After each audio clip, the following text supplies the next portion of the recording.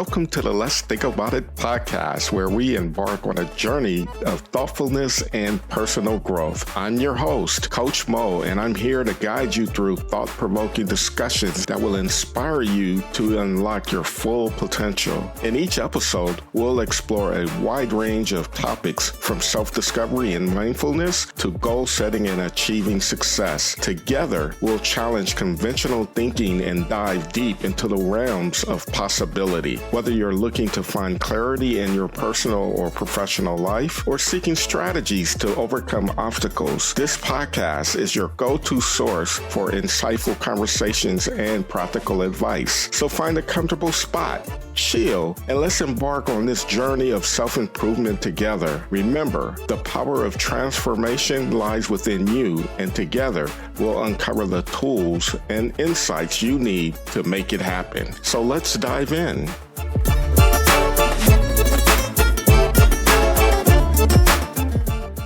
Welcome to another episode of the Let's Think About It podcast. I'm your host, Coach Mo, and I'm here with another amazing guest, and her name is Adrienne Simmons. Adrienne, my sister, what's up? Happy Friday. No, first and foremost, where are you checking in from? I'm in Toronto, Ontario, Canada. Okay, so it's really cold right now. You know what? Today is a milder day. Today, our temperatures went up to 7 degrees Celsius. So that is very mild when you compare it to a couple of weeks ago when it was like minus 10, minus 15, minus 20. So 7 degrees, people are outside, the sun is shining, the sky is blue. I saw a guy outside with shorts. I said, "You're good, brother. You're really good." But most people have definitely donned a lighter jacket. They're not wearing the hats. They're not wearing the gloves. The snow is melting. So more people are wearing running shoes versus boots. So today was a really beautiful winter day in Toronto. Born and raised in Toronto? I was born and raised in Montreal. So yeah, born in Canada, but Montreal. Oh, that's great. I love talking to, I think you're like the fifth or sixth guest that I've had from Canada. So I'm feeling this vibe with the Canadians. I'm feeling the vibe. So really happy that you're here. So Thank tell you. my audience who you are, what you do, and the value that you bring. No, absolutely. Wow. You know, who you are, that could be quite in depth. But as it relates to the reason why you invited me to be a guest on your show, I am an advocate. I am a champion. I am a motivator, and I am a steward when it comes to people living their life with vitality. We can't do anything about the life we've lived. We can only do something about the life we are currently living right now. So if we have a choice, and that's what differentiates us human beings from all other species, we have the ability to make a choice. So my advocacy is, if we have the ability to make a choice on how we want to live our lives, why not live it to the max? So I'm all about shouting from the mountaintops, live your life with vitality, because you don't know how much life you're going to have left. How did you get there, though? Choice, power of choice, vitality. How did you get to this state right now of what you're preaching? Take us through that journey to help us define like who you really are. No, absolutely. And for me, it goes back to, again, as human beings, we have a tendency to take things for granted. We feel that we will always have something.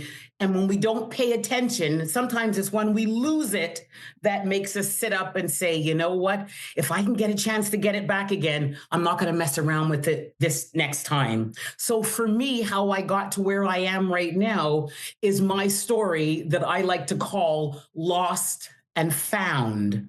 I was born with an abundance of energy in my 20s, in my 30s, right up until my late 40s. I was just bounding around the place. I'd bound out of bed. I'd head to work. I'd go out after work. I could drink what I wanted to. I smoked cigarettes. I could eat as many Big Mac and French fries and cheesecake. And then I crossed over my 50-year line. And a couple of major things happened. So number one, I became 50. And again, there's a big deal. Oh my God, you're in your 50s now. You're in another phase of life. Number two, my daughter went away to university. Now, the backstory is I was a single mom of my daughter from the time that she was 3. So it was always her and I. Like we were like this. And I always had a reason to come home because I had a responsibility. And then she goes away to university. So I am now coming home to an empty house. And you know that term that they use, what the empty nest syndrome, it affects us all differently. And how it affected me, somebody with so much energy, is I would pace around the house with nothing to do. I have no one to cook for. I have no one to do laundry for. I don't have to take her here. I was restless. So to prevent that restlessness, because it started driving me crazy, I just started staying out after work. Instead of coming home, I might go to a restaurant, but I'm coming home at 9. And because I'm high energy, I'm still pacing around. I'm not ready to go to sleep. So then I said, what can I start doing after a restaurant? And then I realized, oh, there are some clubs open during the week. So I would leave the restaurant at 9:30. I'm going to a club and I'm having a good time and maybe coming home at 11 o'clock-ish. That was fine for a while because by then I'm ready to go to bed because I got to work the next day. But then what happens when you're in certain environments, you start connecting with different individuals. And I connected with individuals that introduced me to after hours. After hours are the club closes at 11, we can go and party somewhere else. So I said, absolutely. You know me with the energy. Absolutely. Let's do it. Let's do it.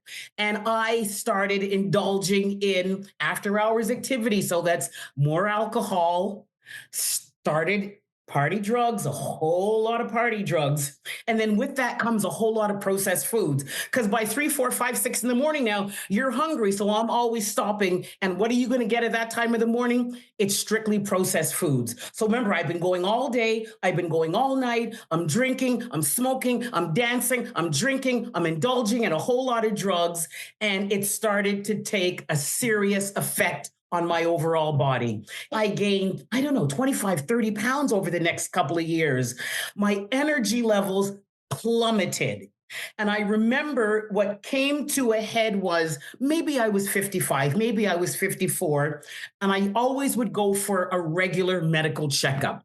So I'm going into my doctor thinking everything is still the same. And you remember, he hasn't seen me since the year prior. So when I walked in, he looks at me and says, Adrienne, what's wrong? What's wrong with you? I said, what are you talking about? He goes, you don't have that spunk. I've known you for years and you always had a spunk and you always had a pep in your step and your skin just looks dry. And I'm seeing bags under your eyes. What's going on? No, there's no way I'm going to tell him. We come up with stories. You know what? Probably a lot of projects at work and I'm just really busy and I'm involved with it. I'm probably not sleeping. He goes, you know what? As a doctor, Adrienne, there's something else going on. Let's do a couple of tests and let's see what your tests come back with. Yeah, doc, no problem. Did my test, whatever. And that night I'm back in the club again. Week later, gives me a call, says, Adrienne, sit down. I got some bad news for you. He goes, all these years I've known you, I've always only called you with positive results. This is the first time I'm letting you know. I'm very disappointed, Adrienne. What is it? What is it? You are pre-diabetic. I don't know what you're doing. I don't know what you're eating. I don't know what you're not eating. I don't know what's going on in your life, Adrienne, but you are one step away from being full-blown diabetic. And I sat up and I said, oh, shit. And he goes, yes, you should be upset, but is there something else going on? I said, my father died from his diabetes in his mid-60s. So if I'm in my mid-50s, mid-60s to me is 10 years away, 12 years away. And all I thought about is, you mean I could be dead in 12 years? Oh, shoot. Oh, maybe I should be taking this seriously. So I started thinking about my mortality. I started thinking about my daughter. I want to be there to watch her walk down the aisle. What if she has children? I want to be there to get to know and build a relationship with my grandchildren. I've always wanted to travel. How am I going to travel if I am dead? So all of that was ruminating in my mind. But even though we know better, we don't automatically stop. I still continue doing what I was doing. So this was, I don't know, maybe October, November when I went for that appointment. 2 months later, the following January, I remember it as if it was yesterday, because for me, that was my turning point. It was a bitterly cold Sunday in January. Literally took us 10, 15 minutes just to layer up. Now, I was still smoking cigarettes, still smoking weed, never smoked in my house because out of respect for my daughter, but I have a garage attached to my house. So 10 minutes to get dressed up, sat in my garage, had to take off the gloves because I don't want to burn the gloves. So I'm smoking a cigarette here. I'm smoking a joint here. Mo, I just broke down. I broke down and I said, God, you know what? I can't do this anymore. I can't do this anymore. My daughter's coming home from school. How can she see me like this? I've always been her role model. I want to be the kind of mother that when your child is asked years ago, who was your role model? You want to say your mother, you want to say your father. But I'm sitting there in the garage, I'm broken. Because every Monday it would be, that's it. That's it. I'm going to get straight. I'm going to go for walking. I'm going to eat better.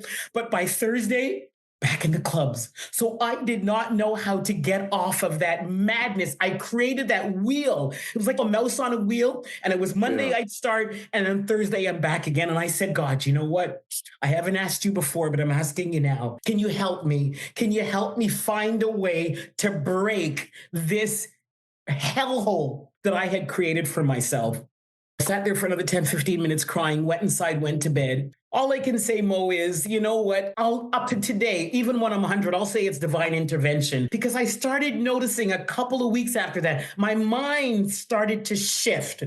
As opposed to wanting to go out all the time, I started to get curious about, let me look into, how is my body changing? Is it something that I can't do anything about? Or do I have the power to maybe course correct and maybe build a bit of a healthier body? So sure enough, as you're doing your research, it's taking you to all these different channels. And I'm realizing when a woman gets, as she matures, things are going to change in her body. So she needs to be more mindful of how she's taking care of it. When we're younger, our metabolism, good to go. Everything is strong, bones, ligaments, everything is good to go. But as we age, things start to break down slowly but surely. So we need to be a little bit more mindful of what we are ingesting into our bodies. Long story short, once I realized, you mean I have so much control over the lifestyle choices I make, and as a result,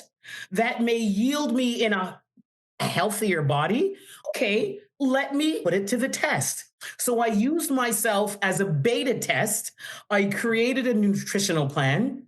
I joined the gym. I disassociated with that club crowd. Instead, I went online and I found a group of women who were into living healthier lifestyle and making those choices. I started associating and bonding with them.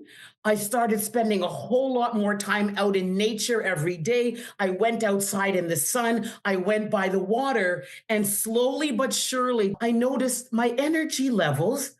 I feel a little bit stronger today. Slowly but surely, over a 12-month period.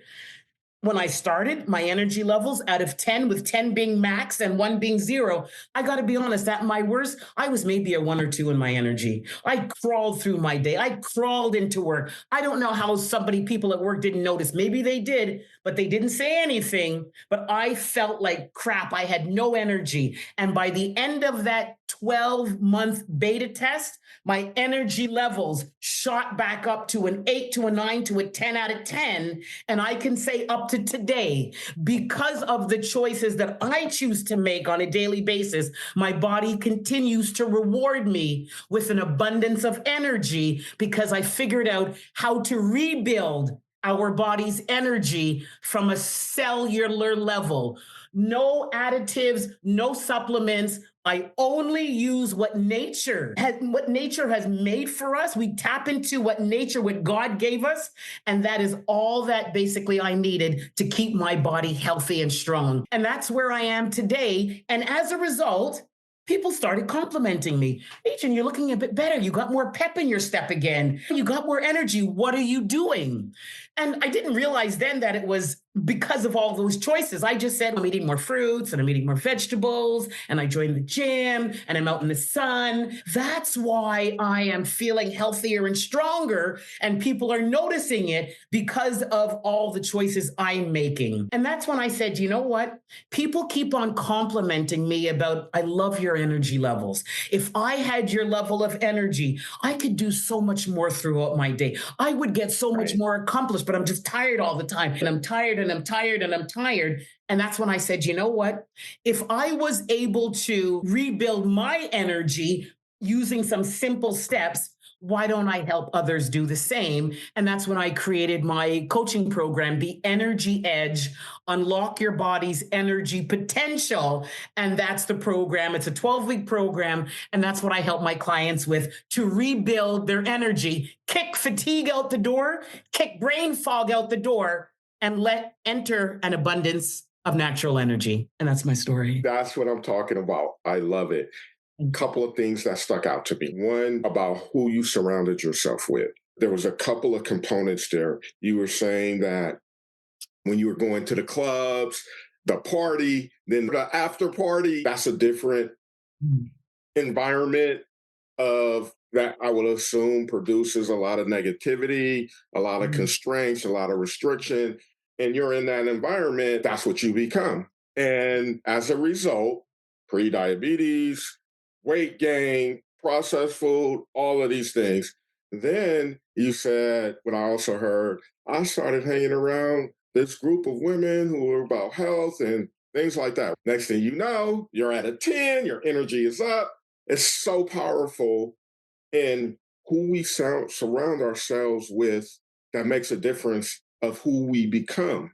But I want to go a little deep for you. In this transformation process, pre-diabetic, got the news, but you already created a habit of partying out late at night. I want to go here and be healthier. That's what my mind is saying of what I want to do, but my actions was really hard to shift that because the habit is to party all night. And knowing that I'm miserable, struggling throughout the day, the habit is the habit.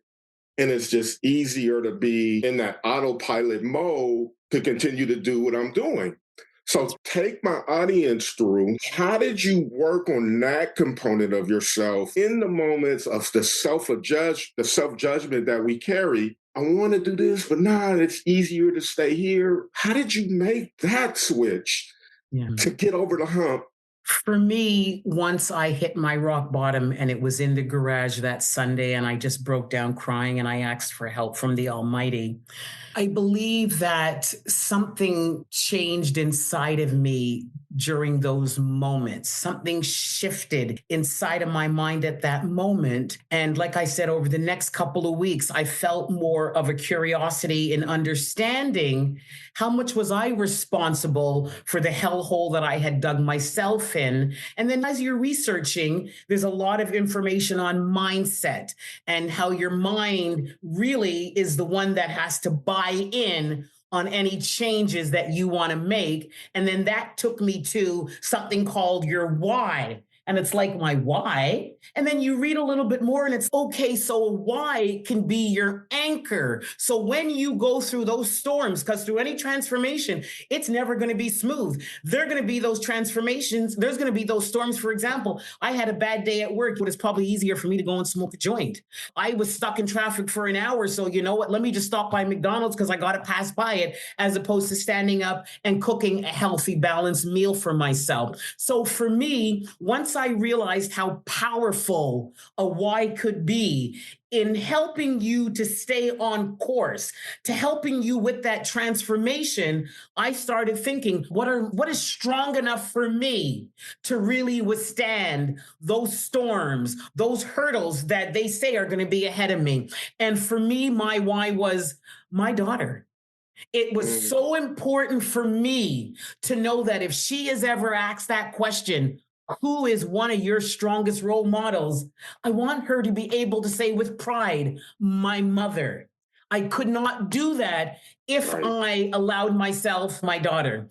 A second one was future grandchildren. I want to be around for my grandchildren. And too many times you will see a grandparent who's always sitting down at the side. I want to be involved. I want to be interactive. I don't care how old I am. If my grandson or my granddaughter says, you know what, come to my game. Can you be my coach? Can we go run around in the park? I don't want to be those grandparents that you see sitting there because they have no energy. So that was my why. I want to be fully involved, interactive in any potential future grandchildren I may have.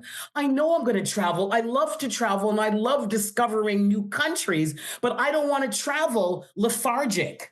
I want to travel fully engaged. If I decide I want to walk up that mountain, I'm going to walk up that mountain. Most people live life on default. They get up, they make breakfast, they get in the car, they drive to work, they sit at their desk, they go for lunch in the lunchroom, they come home, they sit on the sofa, they watch TV, they're on their phone, they go to bed. For me, that's living life on default. So many people, when I look around and I see them, I work with them every day. And it's, man, there are more people just moving around like robots, just going through the motion, as opposed to people living on purpose, living with an abundance of fun and energy. And for me, my why was, do I want to look like that in a few years? Or do I want to look like the few that I see that 89? That woman's 89? Wow. You know who my hero was? Do you remember Betty White? Betty Yes. White died at 99. Right up until the end, she was still producing her comedies. She was still acting in her comedies. For me, my role model has always been Betty White. I want to be 99 and I want to be full of vitality. The only way to do that is to hold my why as my anchor. Absolutely, once in a while, I'm going to go to McDonald's. Once in a while, I'm going to have a cheesecake.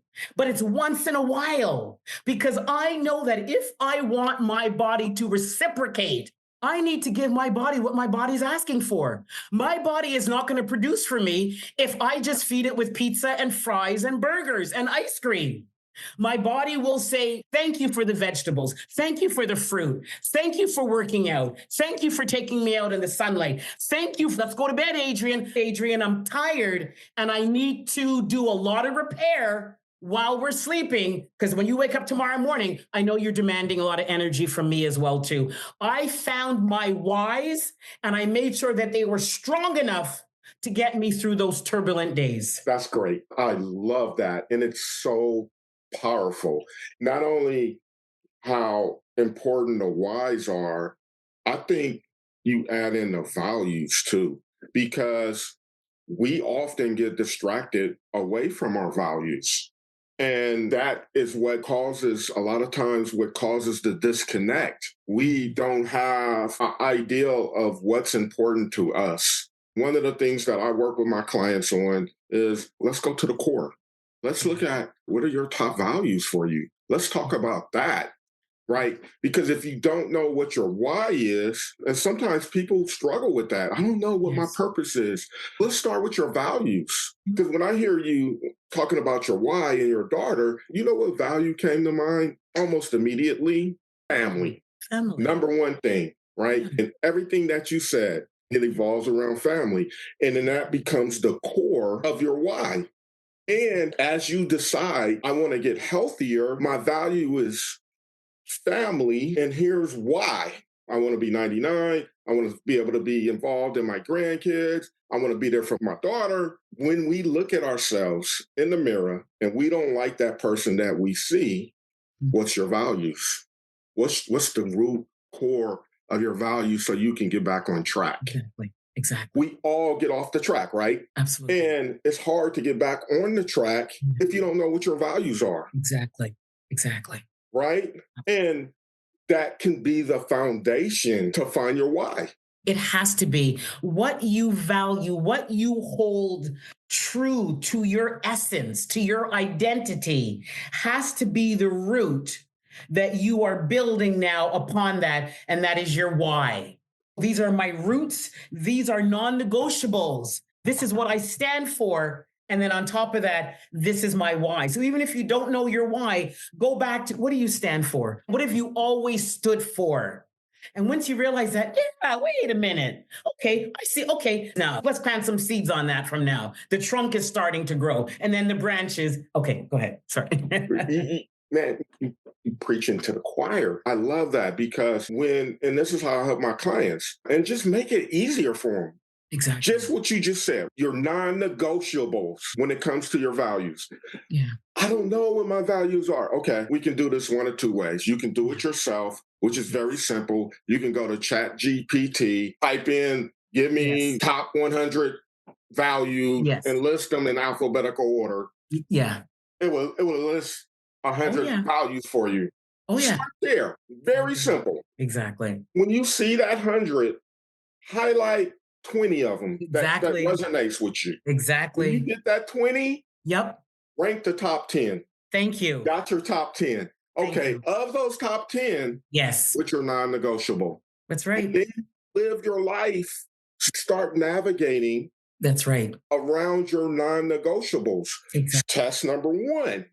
You've identified your non-negotiables. When you go to work, is the mission, vision, core values of your organization in alignment with your non-negotiables? If it's out of alignment, what are you going to do about it? Some people, again, the majority of us, you know what is paying the bills? Reason. I've been here for so many years. And what happens is when we allow ourselves to remain in any situation that's not congruent with our mental wellness, our emotional wellness, and our physical wellness, sooner or later, you're going to start to feel it. And a lot of people don't identify that connection with, oh, it's because I hate my job. Why am I feeling this pain? See, people have to realize that we are a living organic system. We are living organisms. And as such, everything within us is connected. Our mind, our bodies, our spirits, our emotions are all connected. So if you are unhappy with your job, that's affecting you mentally. It's sitting right here. And anything that starts here, it's going to move into our emotions. I hate this place. So you're feeling it. Yeah. And you're feeling it. It's manifesting. So you're physically feeling it. And a lot of people, I got a pain here. I got a headache here. I got a bowel movement here. And they don't realize it's because of something that has affected you mentally. It's moved into your emotional system and it's manifesting physically. So like you said, if where you're working, just as an example, is really not aligned with your missions, your value, your statement, your vision, is it really worth your overall mental health? And for a lot of people, they don't make that equation. You know what? It's paying the bills. And we wonder why so much of our population is chronically stressed, is chronically embedded with diseases. Yep. And then they also feel that they don't have a choice. We always have a choice. There's always power of choice. When you incorporate your values, you're creating your power of choice. Because here's the thing, we have our non-negotiables. Whether we recognize it or not, we live by our non-negotiables. Absolutely. When your boss, a family member, whatever, goes against your internal non-negotiables, you have the same right type feeling. That's correct. Do you dismiss it and keep moving? Most of us, right? Absolutely. But it's compounding. It's a compounding effect. Thank you. It's a compounding effect. I got to pay my bills. I don't have no choice. Thank you. But here's the thing. Here's the catch. When you do pay attention to it, and you do honor your values and your goals, right? Yes. The spirit, whatever it is you believe in. Thank you. And you're in alignment with what your values are. Thank you. It will guide you to where you're supposed to be. And then in that alignment, you're a different being. You're living with more joy, even if it's a job that pays half of what you were making. If you are able to find something that brings you joy, there is no financial value on that. And for too many of us, it's about that financial compensation, even though I know it doesn't feel right, even though, you know what, I know what's going on here and I know it's wrong. You know what? I'm not giving up that financial compensation. So for me, it boils down to we don't give ourselves the respect that our bodies deserve. It's all about me. It's all about me. If I give this up, I got the house, I got the car, I might not get this again. But what you are getting is you're getting joy. You're getting a sense of self and a sense of peace within yourself. But you know what? You and I could probably go on for an hours and hours about that. But it does boil down to, are we treating ourselves, our whole selves? And our whole selves is our spirit, our emotions, our mind, and our physical body. Do we treat ourselves with respect that our selves deserve? And the answer is profoundly no. The majority of people do not treat their whole self with the respect that our whole selves deserve. Right. I was living example for 5 years. I totally abused myself. I gave no respect to my whole self. It was about, what do I want in the moment? I want a drink. I want some drugs. I want this. I want that. I totally disregarded what my whole self needed.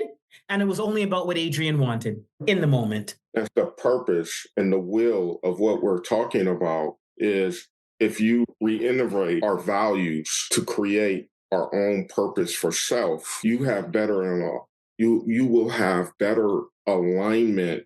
Yes. Not only with just yourself and what you need for yourself, yes, but what your purpose is and how you can navigate moving forward. Absolutely. Because here's where we get in trouble as well. Everything you were saying, and I'm coming from the audience perspective, everything you guys are saying makes sense, but you don't get it. I just can't take a pay cut right now. I'm not doing that. I can't walk away from my job to do something that I feel I'm in alignment with that is going to pay me less money. We're not saying to do that. I wouldn't tell anybody to do that. No. But you have to build toward where your alignment is taking you. We're not asking you to make irresponsible decisions when you know you got certain bills that needs to be met. Absolutely, you keep your job. But when you can identify these values and it's not in alignment with the organization that you're working for that's paying your bills, what's your pivot to start to transition? Bingo. That's where we're coming from. Absolutely. You know what I like to say, just to piggyback on what you're saying, we have to decide as human beings, what do we value? What, at the end of the day, what's really important to us? And I believe that our health and wellness must be at the foundation of everything else in our life. We got to take care of ourselves first. From there, we can now take care of our family and friends. From there, we can now take care of ourselves in our jobs, or whether it's business, or whether we're going to school. But too many of us, the order of preference is different. It's about my job because I'm making all that money. Too many of us do not give any consideration whatsoever to our health and wellness every day. Our health and wellness never make it to our A list. It's always, you know what? Not even thought about it. And for me, I want to create a movement of individuals that realize, for me to be successful in any other area of my life, I got to be successful with my health and wellness first. Because if I don't have my health or wellness, how am I going to be able to create wellness and fitness in my job, with my family, at school? If I am mentally tired, if I am physically tired, if I am emotionally drained, because you know what? It wasn't a priority today. I didn't even put it on my list today. I got to do this. I got to do this. Work is doing this. Work is pulling here. My kids want me to go to thing here. Most people don't even put health and wellness on their list. And then they wonder why. You know what? Wow, I'm tired. I'm just tired. I'm not feeling well. I'm not looking well. I've gained weight. My hair is listless.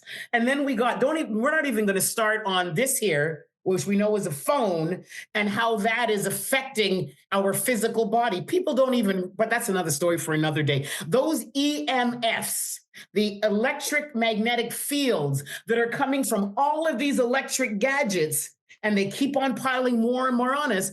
People are wondering what, but that's okay. I always say 10% in life we can't do anything about. But the 90% left over, that is in our power to make a choice on how we react. Our health and wellness must be at the root of every decision that we make every single day, and then we build on top of that. There it is. There it is. As we wrap up, and I'm going to bring you back on the show because I want to get into the energy edge and talk about a little bit more around that. And I don't think we had the time. We didn't get into that today. But so I want to bring you back onto the show so that we can get into that aspect of what you do. Lastly, final thoughts from today. My final thoughts are, I would love for everyone in your audience to remember this phrase. You scratch my back, I'll scratch yours. Your body is saying, okay, what do you need from me? You want energy? You want health? You want abundance? You want creativity? You want innovation? You want pep in your step? I got you. But you know what I need from you? I need whole foods. I need water. I need a whole lot of sleep. I need sunshine. I need you to manage your stress. If you can take care of those 6 things for me, Mo, I got your back. You scratch my back, I'll scratch yours. Simple. That's it. Mic drop. I appreciate you, my sister. Thank you, Adrienne. Namaste. Thank you for joining me in this episode of Let's Think About It. Your time and attention are greatly appreciated. If you found value in today's discussion, I encourage you to subscribe on your favorite podcast platform. Remember, the journey of self-improvement is ongoing, and I'm here to support you every step of the way. Connect with me on social media for updates and insights. You can find me on Instagram and Facebook at Coach Mo Coaching or LinkedIn at Maurice Mabry. Or visit my website at mauricemabry.com for exclusive content. Until next time, keep reflecting, keep growing, and most importantly, keep believing in yourself. Remember, the most effective way to do it is to do it. Together, we're making incredible strides toward a better and more empowered you. So thank you, and I'll see you in our next episode.